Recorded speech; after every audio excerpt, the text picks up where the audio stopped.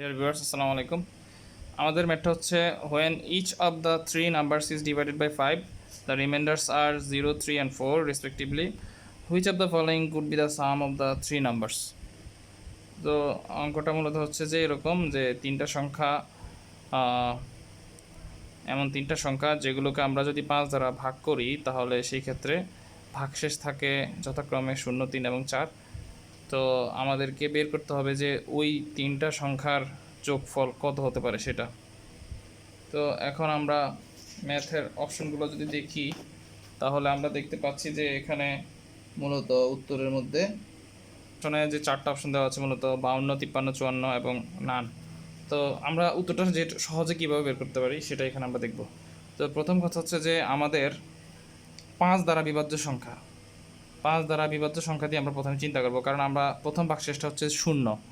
তো আমরা জানি যে 5 দ্বারা বিভাজ্য সংখ্যার ক্ষেত্রে 5 দ্বারা ভাগ করলে ভাগশেষ 0 আসে। তাহলে প্রথম অঙ্কটা কত হতে পারে? হতে পারে 5, হতে পারে 10, হতে পারে 15, হতে পারে 20।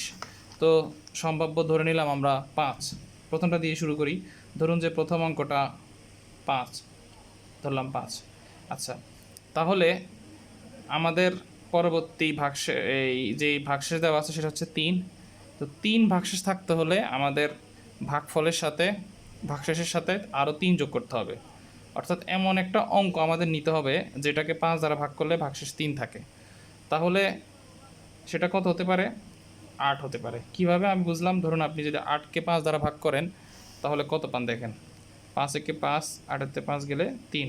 তো এই যে এখানে ভাগশেষ 3 থাকছে, তাহলে এই জন্য আমি 8 ধরেছি এখানে, যেহেতু ভাগশেষ 3 বলছে। তো এরপরের অঙ্কটা দেখেন 4, তাইলে ভাগশেষ যদি 4 হয় তাহলে অঙ্কটা কত হতে পারে? 9, কারণ এখানে 9 দিলে ভাগশেষ আসবে 4। তো এভাবে আমরা অপশনগুলোর সাথে মিলিয়ে দেখবো আগে অঙ্কগুলো বের করে। তাহলে এখানে 5, 8, 9 পেলাম। 3টা যদি যোগ করেন 8 আর 5 13, 13, 9 22। তো এখানে কিন্তু এরকম কাছাকাছি কোনো মান নেই, তার মানে এত ছোটো অঙ্ক ধরলে হবে না, আমাদের একটু বড় দিতে হবে। সাপোজ আপনি যদি 10 ধরেন তাহলে কত হবে? 10, 13 এবং 14, তবুও কিন্তু কাছাকাছি হচ্ছে না। তাহলে এরপরে কত হতে পারে? 15। তো আমরা 15 যদি ধরি তাহলে কত হতে পারে দেখেন। 15 আর 3 হচ্ছে 18, 15 আর 18 কত? 33। আর এরপরেরটা হবে 19, 14, 15, 13 আর 14। তাহলে 14 হলে কত হতে পারে? সব মিলে কাছাকাছি একটা সংখ্যা আসতে পারে। তো সেই জন্য আমরা এটা ধরে দেখি কত হয়। তাহলে 15 আর এই জায়গায় ধরলাম 3 যোগ করলে 18 আর 4 যোগ করলে 19।